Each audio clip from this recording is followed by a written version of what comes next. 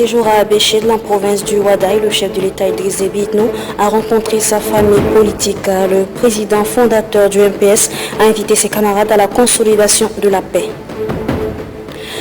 Demain, 1er juillet, se dérouleront les épreuves du baccalauréat de l'enseignement secondaire général et technique. À quelques heures du démarrage des épreuves, une de nos équipes a sillonné quelques centres d'examen.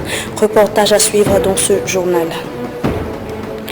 Et puis le tournoi de football de solidarité et de cohésion organisé par la sous-ligue de football de la commune du 9e arrondissement a été lancé. Le coup d'envoi a été donné par le secrétaire général adjoint de la commune du 9e arrondissement. Mesdames et messieurs, bonsoir et merci de suivre cette édition du journal que nous ouvrons par ce message du chef de l'État Idriss Déby Itno à son Excellence à Monsieur Félix Tshisekedi, président de la République démocratique du Congo. Au nom du peuple tchadien, de son gouvernement et à mon nom personnel, j'ai le plaisir de vous présenter à l'occasion de la commémoration de la fête nationale de votre beau pays, la République démocratique du Congo, le 30 juin 2019. Mes vives félicitations et mes meilleurs vœux de santé, de paix et de prospérité. Je saisis cette heureuse occasion pour vous assurer de ma parfaite disponibilité à travailler de concert avec vous au développement et au renforcement des relations d'amitié et de coopération qui existent entre le Tchad et mon pays, et la République démocratique du Congo dans l'intérêt de nos deux peuples frères. En souhaitant bonne fête au peuple congolais tout entier, je vous prie de croire, Monsieur le Président, les assurances de ma très haute considération. Ce message est signé d'Idriss Déby Itno, président de la République, chef de l'État. Je le disais en titre, le chef de l'État Idriss Déby Itno se trouve depuis hier à Abéché dans le Ouadaï. Sur place, le président fondateur du MPS a rencontré sa famille politique. Le président a invité ses camarades à la consolidation de la paix. Un reportage signé d'Ibrahim Alwali. Les retrouvailles comme celle-ci, au fil du temps, sont devenues une tradition inscrite en bonne place dans son agenda. L'entrevue entre le président fondateur du MPS et sa famille politique est empreinte de convivialité, comme en témoignent les propos du secrétaire provincial du MPS du Ouadaï. Abbas Abdelkarim Badour souligne que le séjour du président de la République, comme les deux autres depuis le début de l'année, ne cesse d'émerveiller toute la province. Chaque déplacement apportant avec lui ses bonnes nouvelles. Le MPS dans le Ouadaï se porte bien grâce aux orientations du chef de l'État, lesquelles ont permis au parti de procéder à la désignation de manière consensuelle des démembrements de la CENI, exercice qui a dépassé les attentes, se réjouit Abbas Abdelkarim Badour. Tout en saluant ces progrès, le président fondateur du MPS, Idriss Déby Itno, trouve qu'à l'heure actuelle, il y a un impératif qui surclasse les défis politiques. Il s'agit de l'arrêt de l'effusion du sang dans le Ouadaï. Après une analyse approfondie des conflits qui continuent par endeuiller la province, le président fondateur du parti de Bamina pointe du doigt la responsabilité collective des différentes composantes de la société, y compris les partis politiques, qui, à ses yeux, doivent faire assez pour encadrer et sensibiliser les populations. Cette œuvre, estime le président Idriss Déby Itno, est appelée à se renforcer dans le contexte actuel marqué par des agissements qui trahissent profondément le précieux héritage, le passé glorieux du royaume du Ouadaï et les valeurs qu'il incarne. Ceux qui allument le feu et tirent les ficelles à distance sont les vrais ennemis du peuple. Cette démarche diabolique doit immédiatement cesser, ordonne le président Idriss Déby Itno, qui s'est montré intraitable à l'égard des belligérants arrêtés à la suite des affrontements. Ils vont purger intégralement leur peine à Korotoro et d'autres qui seront arrêtés dans les mêmes conditions et pour les mêmes causes subiront le même sort. Le président Idriss Déby Itno d'exhorter le conseil du MPS du Ouadaï à prendre à bras le corps la question du vivre ensemble. Compréhension, consensus et travail sont entre autres conseils prodigués à ses camarades à qui il demande de garder le même élan dans la désignation des candidats aux législatives. Une mission du cadre national de dialogue politique a supervisé à Ati la désignation des membres de différents démembrements de la CENI pour la province du Bata. Ces membres ont prêté serment au tribunal de grande instance d'Ati. Mahmataïr Dibouinalour. Pour une bonne gestion des élections législatives et locales à venir, les représentants des partis politiques de la majorité présidentielle et ceux de l'opposition du Bata sont convoqués par une délégation du CNDP afin de choisir par consensus les membres des différents démembrements de la CENI dans cette province. D'entrée de jeu, le chef de mission a livré à l'assistance le contenu de la loi 16 portant création de la CENI avant de souligner que le consensus national qui a prévalu au sein du CNDP prime sur tout ce qui est local. Le représentant du gouverneur, en l'occurrence le préfet du département du Bata-Ouest, Fatime Boukar Kossi, exhorte les futurs membres des démembrements de la CENI de jouer un rôle crucial dans l'organisation des élections, mais aussi et surtout de travailler dans la transparence, la paix et dans la compréhension totale.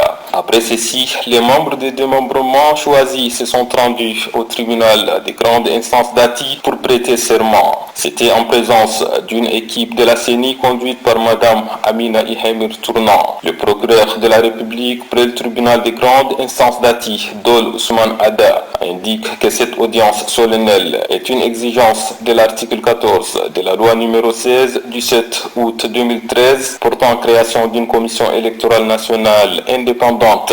C'est ainsi que Moussa Mohamed Ousmane, président de la sous-CENI provinciale, et les 6 présidents départementaux des démembrements des 6 départements du Bata ont prêté serment. Notons que la CENI provinciale du Bata est composée de 103 membres.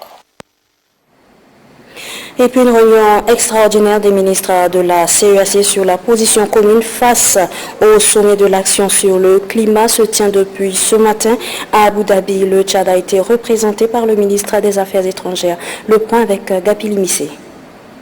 Cette réunion de concertation des ministres de l'Afrique centrale fait suite à celle tenue par les experts le 12 juin dernier à Libreville au Gabon. Une réunion qui a produit un projet de déclaration sur la position commune de l'Afrique centrale, lequel projet a fait l'objet d'examen par les ministres pour son adoption. Les ministres des Affaires étrangères et de l'Environnement venus de pays membres de la CAC ont échangé sur la déclaration de Libreville en vue d'avoir une position commune et la porter devant tous les forats, y compris la conférence sur le climat qui s'est ouverte ce dimanche dans la capitale émirati et également lors du sommet de l'action sur le climat convoqué par le secrétaire général des Nations Unies le 23 septembre prochain à New York. L'Afrique centrale, qui abrite le deuxième massif forestier le plus important au monde, doit à travers sa position commune se faire entendre sur son rôle et sa place dans l'atténuation des effets pervers du changement climatique et revendiquer ce qui doit lui revenir en termes de financement de la gestion durable de l'environnement à travers les mécanismes des fonds verts et bleus. La ministre déléguée aux Affaires étrangères du Gabon, Mme Nanette Longa Makinda, qui a présidé la rencontre, a souligné l'urgence des États de cette partie de l'Afrique de protéger leurs richesses communes et s'est félicité du projet du Tchad portant sur la sauvegarde du lac Tchad. Le représentant de la Banque de développement des États de l'Afrique centrale et la secrétaire générale adjointe de la CAC sont au nom de leurs institutions respectives prêts à apporter tout appui aux États membres de la CAC dans cette noble lutte. La BDAC s'est déjà même positionnée pour loger les ressources qui seront mobilisées dans le cadre des fonds verts et bleus destinés à l'Afrique centrale. Il y avait aux côtés des ministres à cette réunion des représentants de la COMIFAC, la Commission de forêt de l'Afrique centrale et les partenaires financiers et techniques. Le prix sommet de l'action sur le climat, quant à lui, s'ouvre ce dimanche 30 juin dans la capitale des Émirats arabes unis.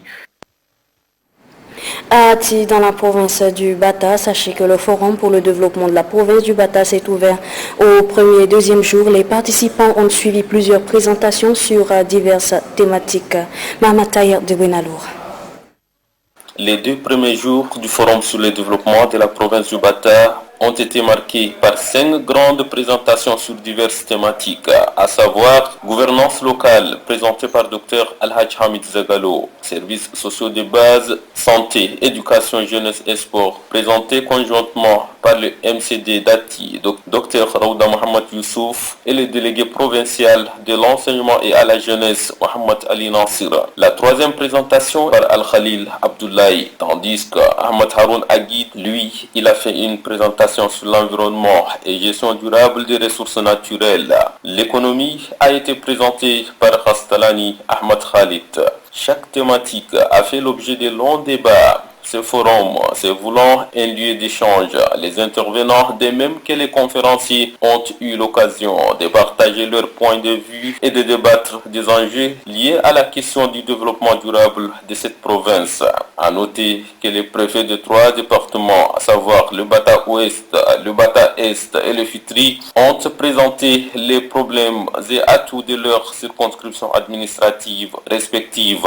De même, les maires des communes d'Ati et d'Oumhadir ont aussi présenté leurs communes et leurs activités. Les membres de la coordination du bureau de soutien au MPS d'Oulbari dans la province du Logone occidental viennent d'être installés. La cérémonie a été présidée par le coordonnateur national de ce bureau de soutien. Reportage Amat Al-Issenamat.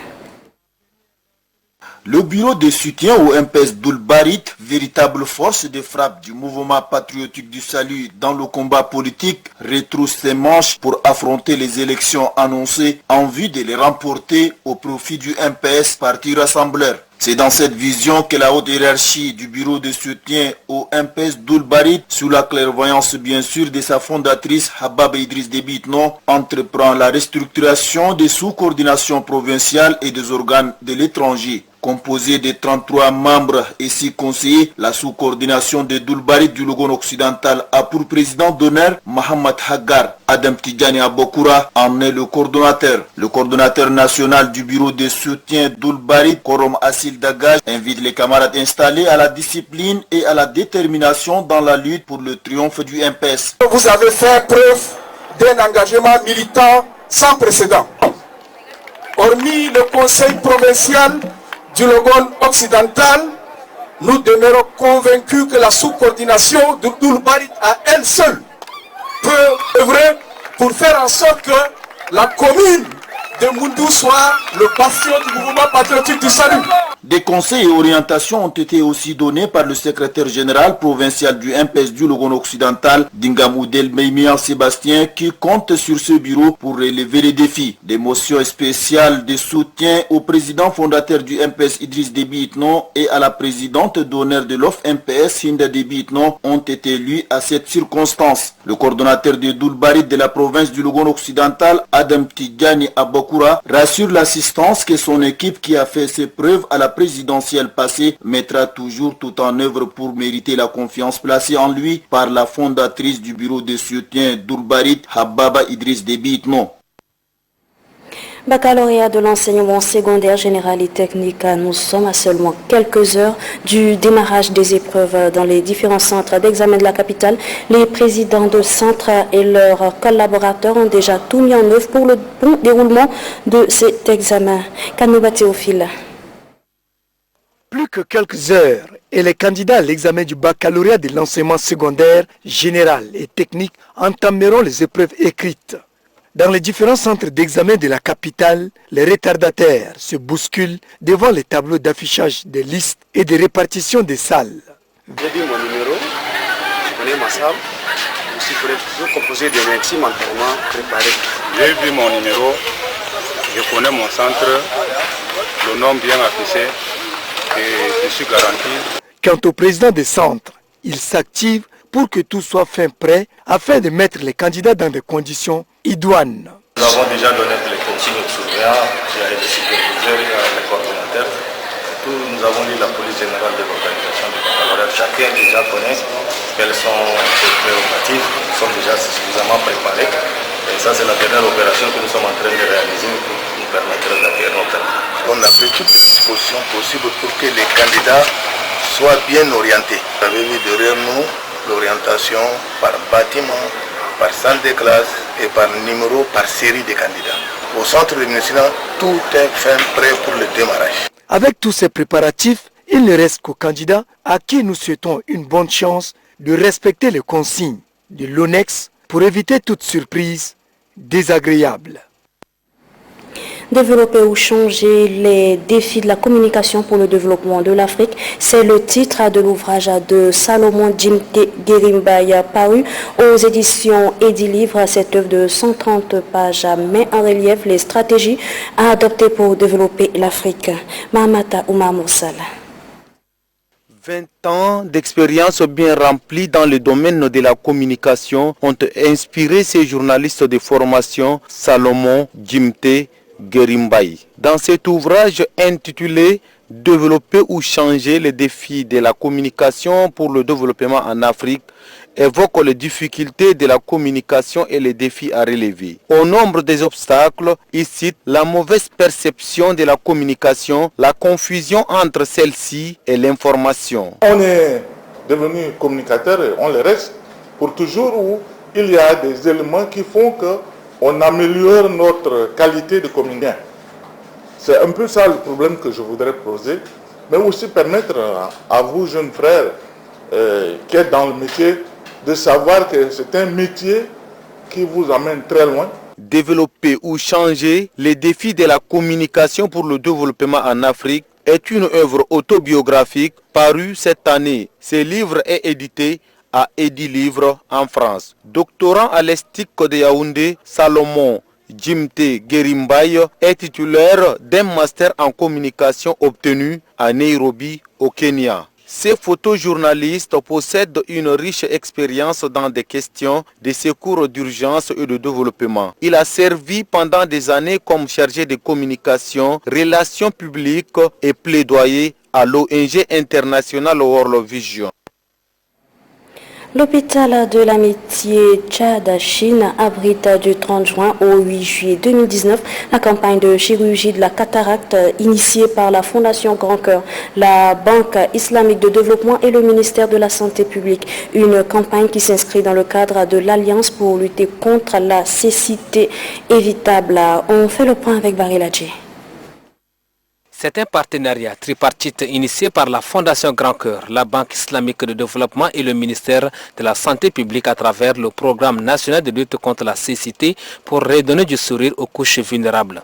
Il s'agit du lancement de la campagne de chirurgie de la cataracte.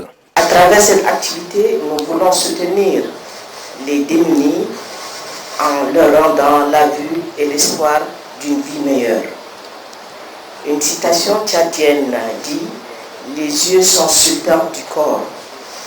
En effet, c'est une réalité au Tchad. En lançant cette campagne de chirurgie de la cataracte, la Fondation Grand Cœur réitère son engagement de soutenir les couches défavorisées, martèle le directeur général du ministère de la Santé publique. Cette caravane n'est pas la première ni la dernière. Et ceci grâce à l'engagement personnel de Son Excellence la Première Dame, Madame Nda Debi Itno, qui, à travers la Fondation Grand Cœur, a pu faire renaître l'espoir aux non-voyants. Au cours de cette campagne de chirurgie de la cataracte, au total, 10 000 patients seront consultés, dont 1000 seront opérés. Des verres correcteurs et des collyres seront distribués gratuitement aux patients. Occasion pour le directeur général du ministère de la Santé publique d'inviter toute personne souffrant de ce genre de maladie à se présenter pour bénéficier des soins offerts gratuitement par la Fondation Grand Cœur. Dans la province de Wadifira, la Fondation Grand Cœur a remis du matériel au groupement féminin de la dite province, un don pour renforcer leur capacité de production. Le centre de lecture et d'animation culturelle a aussi été doté d'équipements. Abdoul Keoul. La Fondation Grand Cœur vole au secours des personnes en situation de précarité de la province de Wadifira. Dans l'optique d'améliorer les conditions de vie des jeunes et des femmes de la dite province, l'organisation humanitaire que dirige la première dame Hinda Debi Itno met à la disposition des groupements féminins des matériels de travail. Les bénéficiaires ont loué la grandeur du cœur de la première dame Hinda Debi Itno pour ses actes de générosité répétés en faveur de ses concitoyens les plus démunis. Pour la chef de mission, le combat pour lequel la Fondation Grand Cœur se livre a pour finalité le bien-être des Tchadiens. Le combat pour lequel la Fondation Grand Cœur se livre a pour finalité le bien-être des Tchadiens et Tchadiennes. Les organisations féminines de la province de Wadifira, la Fondation Grand Cœur nous demande de ne pas baisser les bras pour gagner les paris de l'organisation de la femme tchadienne. Le gouverneur de la province de Wadifira, Isaac Ahmad Ardja, a exprimé toute sa gratitude à la Fondation Grand Cœur pour ses actions multiformes au profit de ses administrés en situation difficile. Par ailleurs, il a invité les bénéficiaires à une utilisation rationnelle de ces matériels.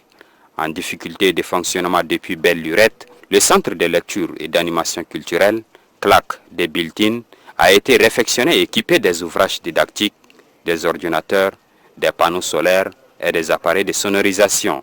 Ce geste à entendre Shamsal Houda Abakar Kadade va participer à la formation des jeunes de la dite province. Pour elle, une jeunesse oisive constitue un danger pour la nation tout entière, car elle est exposée à toute tentation, conclut-elle. Toujours en ce qui concerne les multiples actions salvatrices de la Fondation Grand Cœur, sachez qu'à Benoît, dans la province du Logone occidental, la Fondation Grand Cœur, en collaboration avec China Oil Group, construise une école pour les enfants de la localité.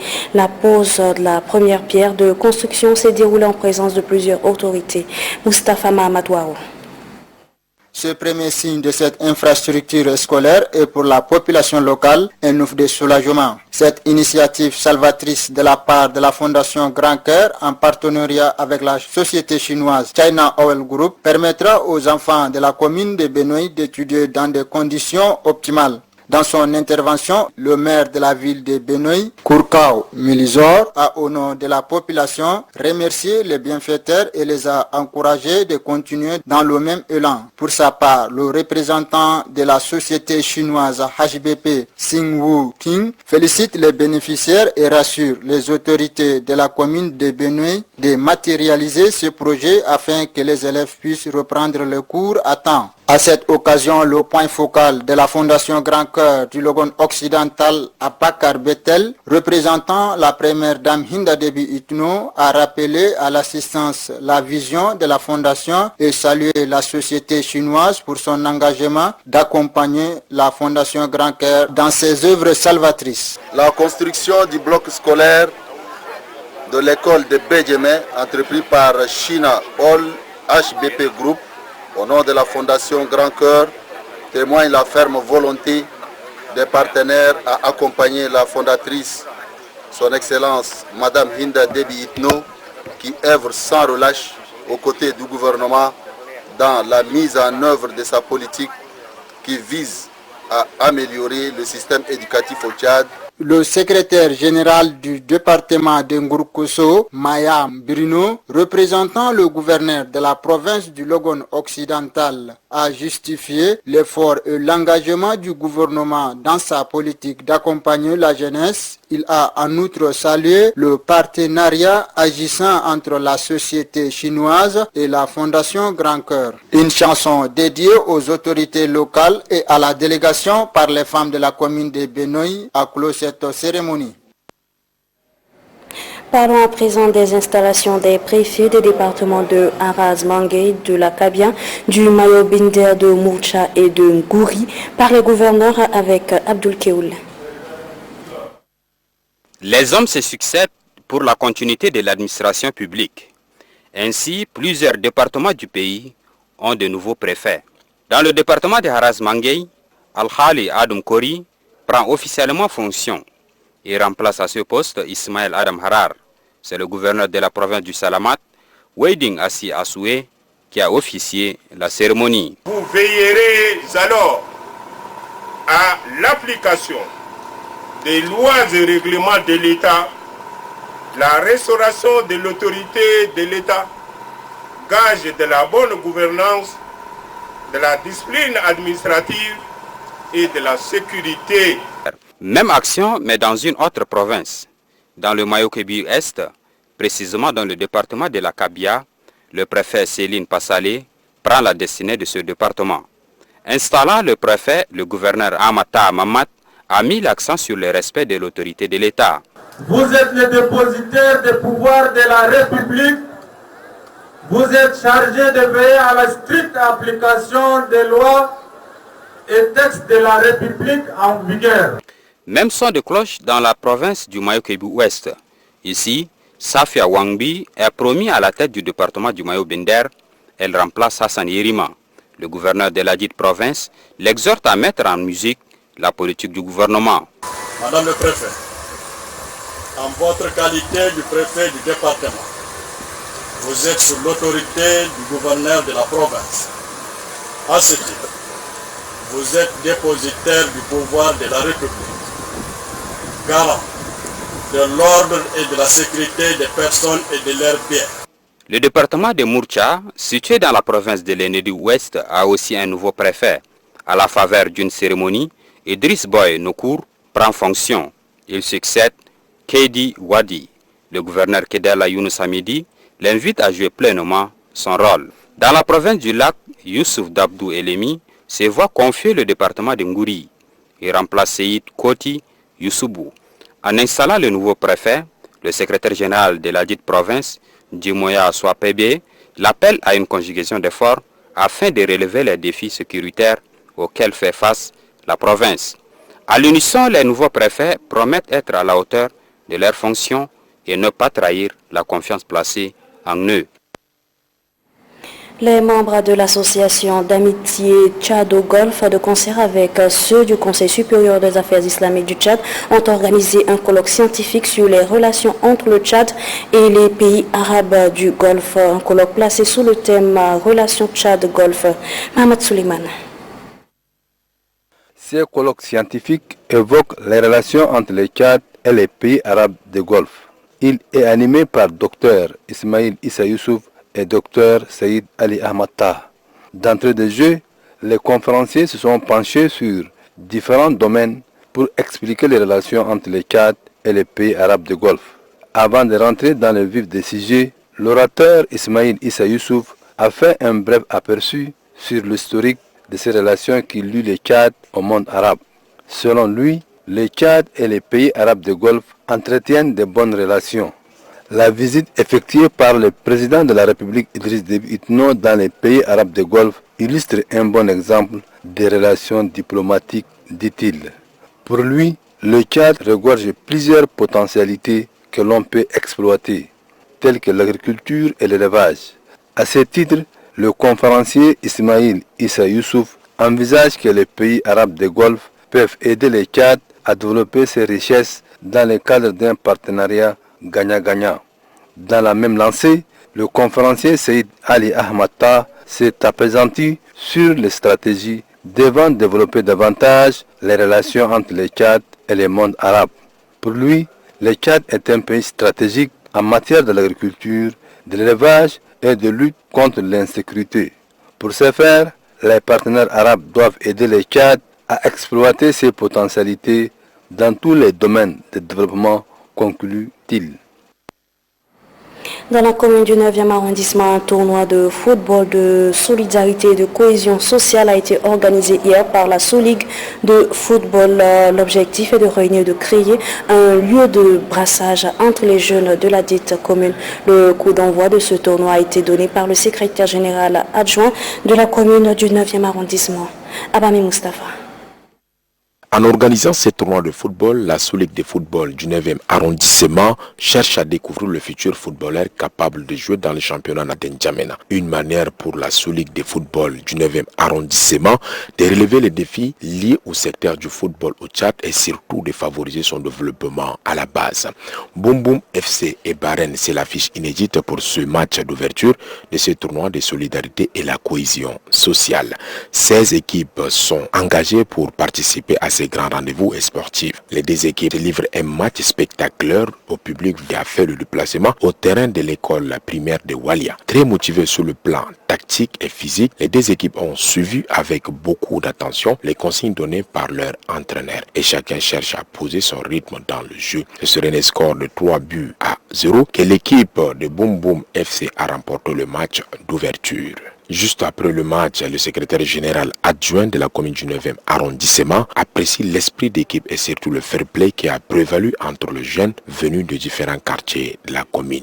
Qui dit cohésion sociale dit fair play. À cet effet, je vous exhorte à développer durant tout ce tournoi l'esprit de fair play en présentant un bon football dans un esprit de convivialité. Le président de la Soligue de football du 9e arrondissement s'est réjoui de cet engagement des autorités communales qui constitue une motivation de plus pour son équipe. Sur ce se referme cette édition du journal. Mesdames et messieurs, merci à vous de l'avoir suivi et très bonne suite de programme sur Télé Tchad.